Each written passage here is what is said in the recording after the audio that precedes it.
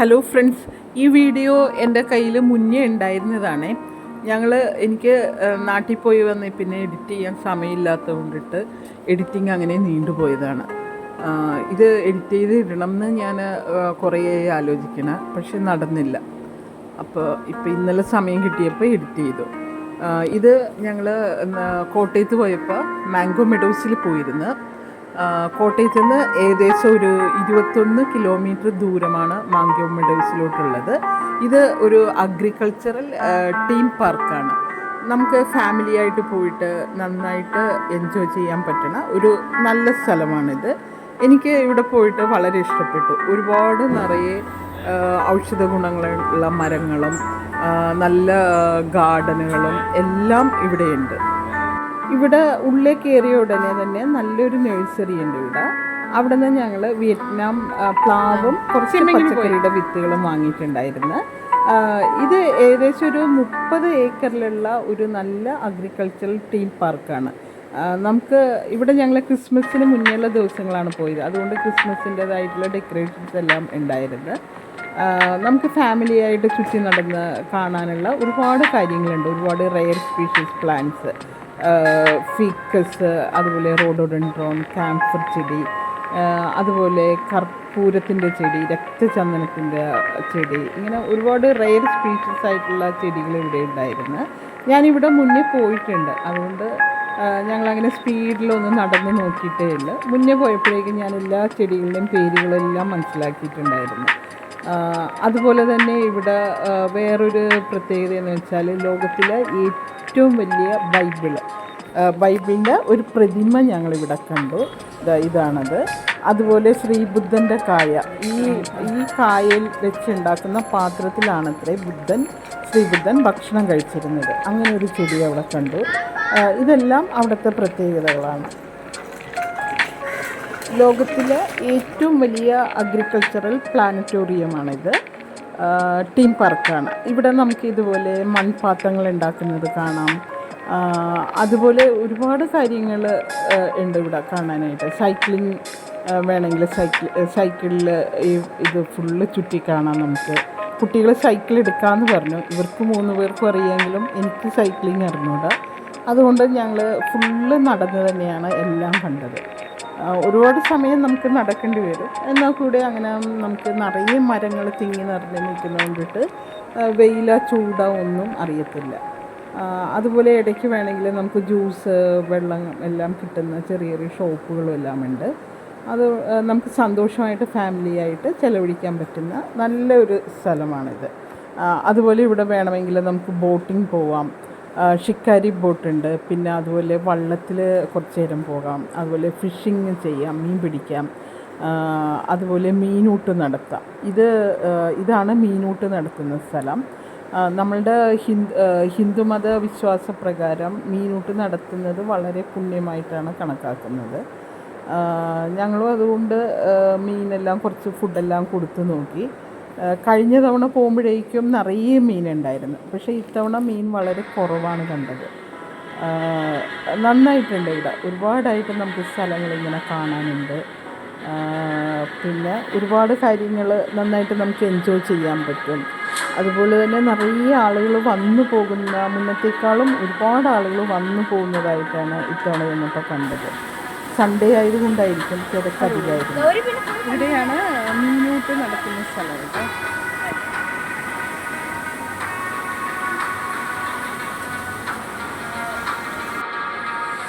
ഇവിടെ നിറയെ സ്ഥലങ്ങൾ നമുക്ക് റെസ്റ്റ് എടുക്കാൻ വേണ്ടിയിട്ട്, പുറത്ത് നടന്ന് റെസിഡൻസ് എല്ലാം വരുമ്പോഴേക്കും ഇരിക്കാൻ വേണ്ടിയിട്ട് നിറയെ ഇരിപ്പിടങ്ങളും അതുപോലെ ഇതിന് നമുക്ക് റെസ്റ്റ് എടുക്കുക, ഫുഡ് കഴിക്കുകയൊക്കെ ചെയ്യാനുള്ള സൗകര്യങ്ങളും അവരൊരുക്കിയിട്ടുണ്ട്. നല്ല കാറ്റും തണലുമായിട്ട് നമുക്ക് സുഖമായിട്ട് ഇരിക്കാൻ പറ്റും.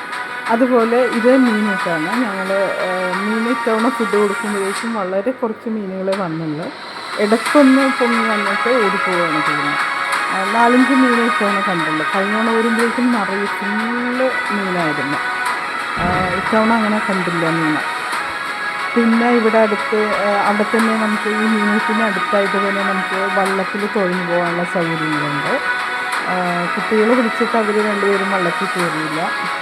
ഞങ്ങൾ 2 പേരും വഞ്ചിയിലൊക്കെ കയറി ജസ്റ്റ് ഒന്ന് തുഴഞ്ഞൊക്കെ നോക്കി. അതൊരു വേറിട്ടൊരു അനുഭവമായിരുന്നു. അങ്ങനെ എന്തുകൊണ്ടും നമുക്ക് നന്നായിട്ട് എൻജോയ് ചെയ്യാൻ പറ്റുന്ന ഒരു സ്ഥലമാണ്. അതുപോലെ ബോട്ടിങ് ഇഷ്ടപ്പെടുന്നവർക്ക് വേണമെങ്കിൽ ബോട്ടിൽ കയറാൻ പറ്റും. അതിനുള്ള സൗകര്യങ്ങൾ ഒരുക്കിയിട്ടുണ്ട്. പിന്നെ ഫിഷിങ് വേണമെങ്കിൽ ഫിഷിങ് നടത്താം. പിന്നെ അതുപോലെ തന്നെ ഹണ്ടിങ് ഇഷ്ടമുള്ളവർക്ക്, വെടിവെക്കാൻ ഇഷ്ടമുള്ളവർക്ക് വെടിവെക്കാനുള്ള സ്ഥലങ്ങൾ, അമ്പെയ്ത്തിനുള്ള സ്ഥലങ്ങൾ, അവിടെ എല്ലാം നമുക്ക് പോയിട്ട് ഫ്രീ ആയിട്ടെല്ലാം ചെയ്യാൻ പറ്റും. നന്നായിട്ടൊരു വൺ ഡേ നമുക്ക് ശരിക്കും ഫുള്ള് നടന്ന് എൻജോയ് ചെയ്യാനുള്ള നല്ല സൗകര്യങ്ങളുണ്ട്.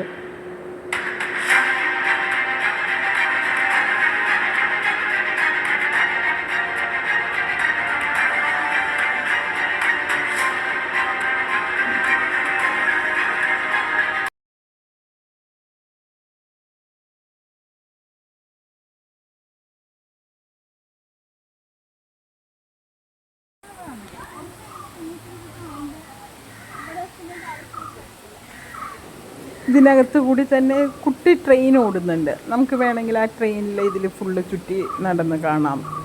നിറയെ പേര് പ്രായമായവരെല്ലാം അങ്ങനെ ആ ട്രെയിനിൻ്റെ അകത്തേ പോകുന്നത് കണ്ട് പല ട്രിപ്പായിട്ട് ഈ ട്രെയിൻ ഓടുന്നുണ്ട്. അപ്പം നമുക്ക് നടക്കാൻ ബുദ്ധിമുട്ടുള്ളവരാണെങ്കിൽ ഈ കുട്ടി ട്രെയിനിൽ വേണമെങ്കിൽ പോകാൻ പറ്റും. മെയിനായിട്ട് ഒരുപാട് ഔഷധ ഗുണങ്ങളുള്ള മരങ്ങൾ കാണാം. വേറെ എങ്ങും കാണാത്ത തരത്തിലുള്ള ഔഷധ ഗുണങ്ങളുള്ള ചെടികൾ ഇവിടെ നിറയുണ്ട്. നന്നായിട്ട് നമുക്ക് നടക്കാനും എൻജോയ് ചെയ്യാനും പറ്റണ ഒരു നല്ല സ്ഥലമാണ്. പിന്നെ എനിക്കിവിടെ ഇഷ്ടപ്പെട്ടത് ശ്രീനാരായണ ഗുരുദേവൻ്റെ ഒരു ചെറിയ ശിവഗിരിയിലുള്ള പോലെയുള്ള ഒരു ചെറിയ വീട്. പിന്നെ അവിടെ ഗുരുദേവൻ്റെ ഒരു നല്ലൊരു പ്രതിഷ്ഠയും അവിടെ വെച്ചിട്ടുണ്ടായിരുന്നു.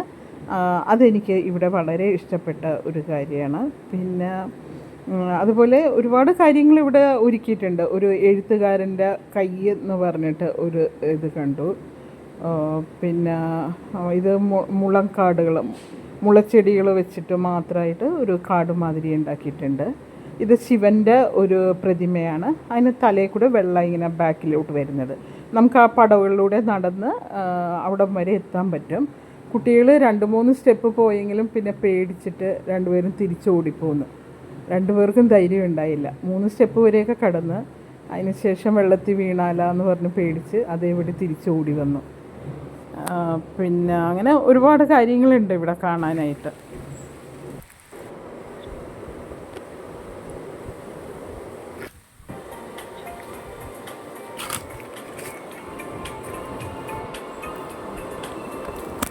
ഹലോ. ഇവിടെ ശ്രീനാരായണ ഗുരുവിൻ്റെ ഒരു വലിയൊരു പ്രതിമയും പ്രതിഷ്ഠയും പിന്നെ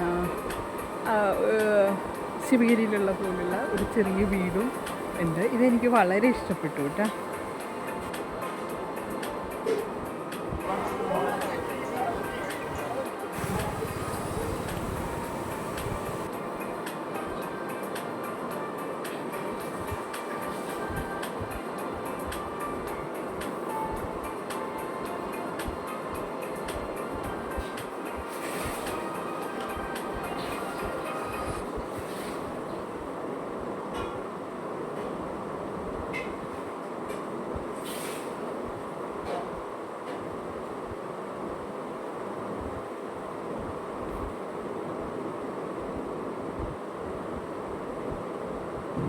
പിന്നെ ഇവിടെ നല്ലൊരു ഫിഷിൻ്റെ അക്വേറിയം ഉണ്ട്.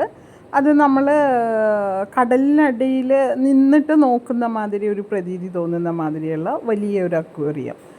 പലതരത്തിലുള്ള മീനുകളുണ്ട്. ഇതെല്ലാം നല്ല സൂപ്പറായിട്ടുണ്ട്. അതും ഞങ്ങൾക്ക് വളരെ ഇഷ്ടപ്പെട്ടു. ഇത് വളരെ പ്രത്യേക രീതിയിലാണ് ഈ അക്വേറിയം ഉണ്ടാക്കിയിട്ടുള്ളത്. നമ്മളവിടെ നിന്ന് നോക്കുമ്പോഴേക്കും ശരിക്കും ഇങ്ങനെ കടലിനടിയിൽ നിൽക്കുന്ന മാതിരിയുള്ള ഒരു പ്രതീതി. ഇതിങ്ങനെ കുറേ ഗുഹകൾ അങ്ങനെയൊക്കെ ഉണ്ടാക്കിയിട്ടുണ്ട്. പക്ഷെ അവിടെ എൻട്രി ഇല്ലായിരുന്നു. അതുകൊണ്ട് ഞങ്ങൾക്ക് ഗുഹയ്ക്കകത്തൊന്നും കയറി നോക്കാൻ പറ്റിയില്ല. പിന്നെ ഇത് അമ്പെയ്യാനുള്ള സൗകര്യങ്ങൾ ഞങ്ങളെല്ലാവരും അമ്പെയ്ത് നോക്കി. ശങ്കരന് നന്നായിട്ട് 3-4 തവണ അവൻ കറക്റ്റ് ആ സ്പോട്ടിലെ അമ്പെയ്ത് കൊള്ളിച്ച്. പിന്നെ ശ്രീഹരി ഇത് ജെയിംസ് ബോണ്ട് മാതിരി അവൻ വെടിവെക്കുന്നുണ്ട്. പക്ഷെ പാവം ഉന്നം തെറ്റിപ്പോയി. 3-4 തവണ അവൻ ശ്രമിച്ചു നോക്കി. പിന്നെ ലാസ്റ്റ് വിജയിച്ചു. അങ്ങനെ പിന്നെ അവൻ അമ്പെയ്തു. ഞാനും വെടിവെച്ച് നോക്കിയെങ്കിലും എനിക്കും അതൊന്നും കറക്റ്റ് ചെയ്യാൻ പറ്റിയില്ല.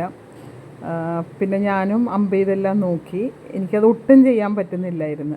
കുട്ടികൾ രണ്ടുപേരും കൂടെ അമ്പ് ചെയ്യാനും ഇതെല്ലാം പഠിപ്പിക്കാൻ അവർ കുറേ സമയം ശ്രമിച്ച്. പക്ഷേ അവർ നോക്കിയിട്ടും എനിക്ക് കറക്റ്റ് അമ്പ് ചെയ്ത് കൊള്ളിക്കാനോ കറക്റ്റ് സ്പോട്ടിൽ കൊള്ളിക്കാനൊന്നും പറ്റിയില്ല. അങ്ങനെ കുറേ സമയം ഞങ്ങൾ അവിടെ ഒരു അരമണിക്കൂറോളം അവിടെ ചിലവഴിച്ചു. ഇതെല്ലാം നമുക്ക് ശരിക്കും വളരെ സന്തോഷമായിട്ട് അങ്ങനെ ചിലവഴിക്കാൻ പറ്റും. കുട്ടികളായിട്ട് നന്നായിട്ട് എൻജോയ് ചെയ്യാൻ പറ്റുന്ന ഒരു സ്ഥലമാണിത്. കാരണം നമുക്ക് ജീവിതത്തിൽ നിന്ന് സാധാരണ നോർമൽ ഇതിൽ നിന്ന് ഒരു വേറിട്ടൊരു അനുഭവം ഇതെല്ലാം.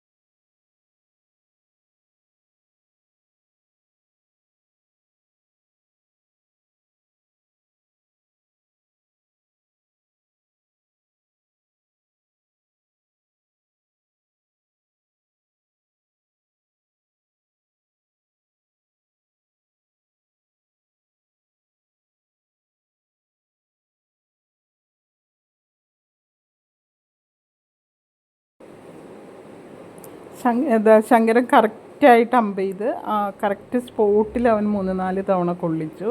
പക്ഷെ ഞങ്ങൾക്ക് ആർക്കും അത് സാധിച്ചില്ല. അവനെ എന്നെ അമ്പ് ചെയ്യാൻ പഠിപ്പിക്കാൻ നോക്കി. പല ട്രിപ്പ് അവൻ ശ്രമിച്ചിട്ടും നടന്നില്ല. എനിക്ക് കുറച്ചുകൂടി പറ്റുന്നില്ലായിരുന്നു. ഞാനത് വലിച്ചിട്ടൊന്നും കറക്റ്റായിട്ട് കൊള്ളുന്ന പോകുന്ന ഒന്നുമില്ലായിരുന്നു. അങ്ങനെ ഞങ്ങൾ കുറേ സമയം അവിടെയും ചിലവഴിച്ചു.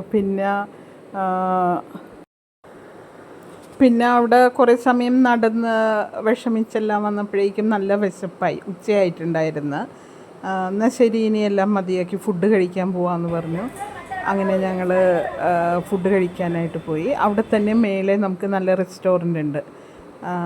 കഴിഞ്ഞ തവണയും ഞങ്ങൾ പോയപ്പോഴേക്കും അവിടെ മേലെ എന്നുള്ള റെസ്റ്റോറൻറ്റിൽ നിന്ന് തന്നെയാണ് ഫുഡ് കഴിച്ചത്. അപ്പോൾ അങ്ങനെ നടന്ന് അവിടെ പോയി റെസ്റ്റോറൻറ്റിൽ നിന്ന് ഫുഡെല്ലാം കഴിച്ചു. അങ്ങനെ പിന്നെ ഞങ്ങൾ അന്ന് രാത്രി തിരിച്ചുള്ള ട്രെയിനുമായിരുന്നു ഞങ്ങൾക്ക്. അതുകൊണ്ട് മാംഗോ മെഡോസിൽ എറൗണ്ട് ഒരു മാക്സിമം ഒരു 5 hours ഞങ്ങളവിടെ സ്പെൻഡ് ചെയ്തിട്ടുള്ളൂ. പക്ഷേ കുട്ടികൾ നന്നായിട്ട് സന്തോഷിച്ചു. അവർക്ക് മെയിനായിട്ട് ഈ അമ്പെയ്ത്തും വെടിവെക്കണത് അതുപോലെയുള്ള കുറേ കാര്യങ്ങളാണ് അവർക്ക് ഏറ്റവും ഇഷ്ടപ്പെട്ടത്. എനിക്ക് ഇഷ്ടപ്പെട്ടത് അവിടെയുള്ള ഒരുപാട് ചെടികളാണ്. എങ്ങും കാണാത്ത റെയർ സ്പീഷീസ് പ്ലാന്റ്സ് നിറയുന്നുണ്ട്. പിന്നെ ഉച്ചക്കത്തെ ഫുഡ് ഞങ്ങൾ അവിടെ നിന്ന് തന്നെയാണ് ലഞ്ച് കഴിച്ചത്. ഞാൻ ചോറ്, ഫിഷ് ഫ്രൈ അങ്ങനെ ഇതെല്ലാം കൂടെ കഴിച്ചു. കുട്ടികൾ രണ്ടുപേരും ബിരിയാണി അങ്ങനെ കഴിച്ചു. ഞങ്ങൾ ഈ യാത്രയിലുടനീളം ഞങ്ങൾ രണ്ടുപേരും ചോറ് തന്നെയാണ് കഴിച്ചിട്ടുള്ളത്.